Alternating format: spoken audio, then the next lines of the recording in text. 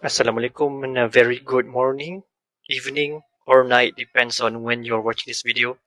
So, our group will be presenting on the core methods of interpretation of the text and methods. Firstly, based on the formation of words. Secondly, based on the interpretation, based on the degree of clarity of indication of words or based on the usage of words. And lastly, based on the interpretation of the text. In this video, we will explore two essential concepts in Usul Fiqh, the indication of the general, Dalalah al-Am, and the specific, Al-Khas. These methods are fundamental for interpreting Islamic texts, ensuring that rulings derived from the Quran and Sunnah are precise, clear, and just. Firstly, let's begin with the general, al-am, which refers to terms that are universal and apply broadly with the exception unspecified. There are two types of general terms. First one is specified general. These terms are limited by evidence. As example, the waiting period for divorced woman in Quran chapter 2 verse 228 is specified in Quran chapter 33 verse 49 to exclude woman divorced before consummation.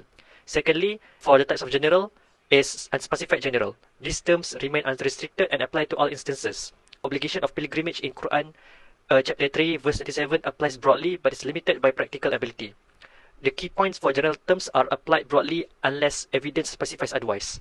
General terms are applied broadly unless evidence specifies otherwise. Scholars differ on the application. As an example, firstly, for the Hanafis, they treat general terms as definitive unless partially specified. Secondly, for the majority, they consider general terms speculative and allow for specification. For the conflict of the resolution, when general and specific text appear to conflict, the specific text often qualifies the general one, ensuring clarity in rulings. Now, let's discuss the specific al-khas, which refers to terms that apply exclusively to particular individual or circumstances. There are four types of specific terms. Firstly, mutlaq, which means absolute. It is unrestricted terms unless qualified by evidence. As an example, the term slave in Quran chapter 4 verse 92 refers broadly to any believing slave. Secondly, muqayyad, which means restricted, are terms qualified by attributes or condition. As an example, fasting for 2 consecutive months in Quran chapter 4 verse 92. Thirdly, amar command are directives implying obligation. As an example, the command to establish prayer in Quran chapter 2 verse 43. Lastly, nahi, prohibition, are directives forbidding actions. As an example, the prohibition of usury in Quran chapter 3 verse 130. For the value of specific terms are they ensure clarity and precision to avoid ambiguity in legal rulings. Next, we'll be moving on to see how these concepts are applied in real-world context. Firstly, the general al-arm. Quran in chapter 11 verse 6 uses the general term creature to emphasize that Allah provides sustenance to all beings. Secondly, the specific al-khas, the example used is in Quran chapter 3 verse 130 where it states that the prohibition of usury specifically targets exploitative financial practices, ensuring fairness in economic transactions. In conclusion, the indication of the general, dalalah al-am, and the specific al-khas are crucial tools in Islamic jurisprudence. They ensure that rulings derived from Islamic texts are precise, just, and relevant to various contexts. Now, we move on to the next topic. Assalamualaikum warahmatullahi wabarakatuh, and hello everyone. For this part, I will be explaining about the piece on the interpretation of text Rakib. Firstly, I will be explaining about the concept. From the concept, interpretation of text tafsir in usul al-fiqh refers to the methodology used to understand and derive legal rulings from the Islamic text through the Quran and Hadith.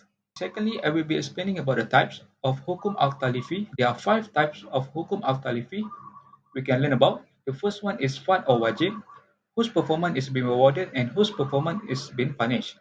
Secondly is about the mandub, and the recommend act whose performance is being rewarded and whose non-performance is not allowed. Third is about the halal or mubah, from that meaning, whose performance is not rewarded and whose non-performance is not being punished. But however, intention can be rewardable. And other than that, makruh, from that meaning, whose non-performance is being rewarded and whose performance is not being punished. Last but not least is haram.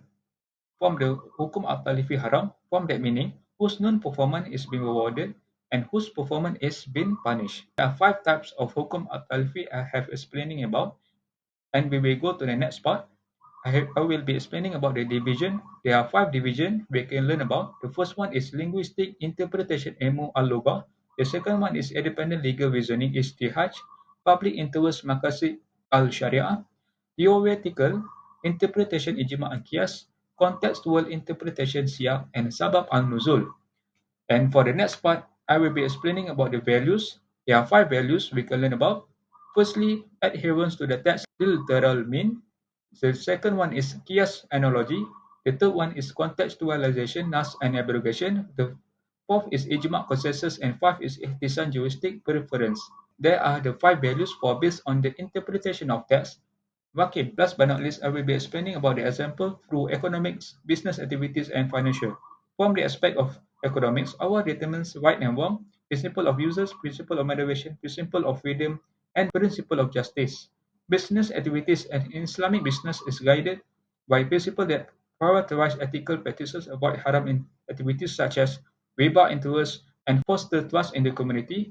And lastly, I will be explaining about the financial, prohibiting speculation and gambling, also known as MISI, prohibited interest on loan, prohibited investment in term forbidding in the Quran such as pork, gambling, and alcohol, and making money for money such as charging interest is usury, and therefore there is not permitted in Islamic financial through the Quran and Hadith in the based on the interpretation of text. Okay, there are three examples I have explaining about. The first one is economic, business activities, and financial. I hope that you learned something from me based on the interpretation of text, Rakim. That's all from me. Thank you and Assalamualaikum. Assalamualaikum warahmatullahi wabarakatuh. My name is Muhammad Isha and I'll be continuing degree of clarity indication of words. Now I'll be speaking about clear words. What does clear words mean? Clear words are words that deliver a clear and self-sufficient meaning without recourse to external interpretation. Now there are four types of clear words. Now the first one would be dhahir, which means manifest. It is an apparent meaning but not the main theme. An example of that is based on the ayat, and if you fear that you cannot act equitably towards orphans, then marry such women as seem good to you, 2 and 3 and 4. But if you fear that you will not do justice towards any of them, then marry only one or what your right hand possesses. Now based on the ayat, the verse appears to permit marriage, but the primary theme concerns limits on polygamy and justice. Now the second type would be nas, which is explicit, means clearer than manifest, represents the primary theme. An example of nas would be Allah has permitted trade and forbidden usuri. This verse explicitly distinguishes between lawful trade and prohibited usuri, leaving no doubt about their legal statuses. Now third would be mufassar or explain, meaning is fully clear, leaving no room for interpretation. An example of that would be Allah enjoins you concerning your children. The male shall have the equal of the portion of 2 females, and so on, so on. Now based on the ayat, the inheritance shares are explicitly explained and leave no room for differing interpretations. Now finally, muhkam, which means firm, it is decisive and not open to abrogation.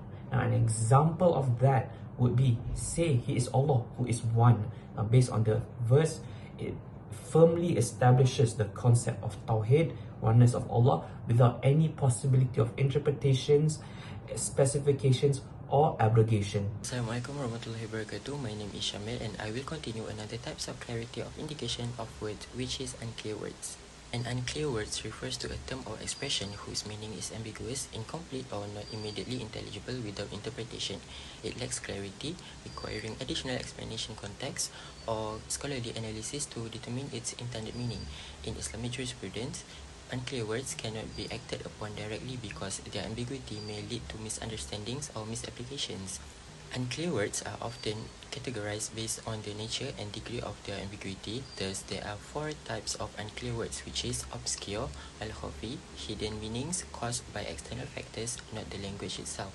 Number 2, difficult, mushakkal, ambiguity due to complex meanings or metaphors requiring external evidence. Number 3, ambivalent, al-mujmal, which is terms needing explanation due to unfamiliarity or competing meanings. And number 4, integrate, mutashabih, deeply ambiguous words, often theological, that may only be understood by Allah or through profound scholarly knowledge. Scholars explain that unclear words are ambiguous and require interpretation to understand their true meaning. These words cannot guide actions until their ambiguity is clarified using ijtihad or independent reasoning and reference to Islamic texts. For example, the term thief in Quran chapter 5 verse 38 is unclear whether it includes a pickpocket or grave robber, while the word ana in Quran chapter 2 verse 2 to 3 has multiple possible meanings like how or when.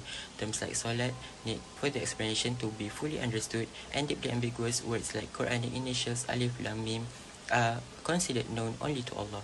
Scholars emphasize careful analysis and adherence to Islamic principles to resolve such ambiguities.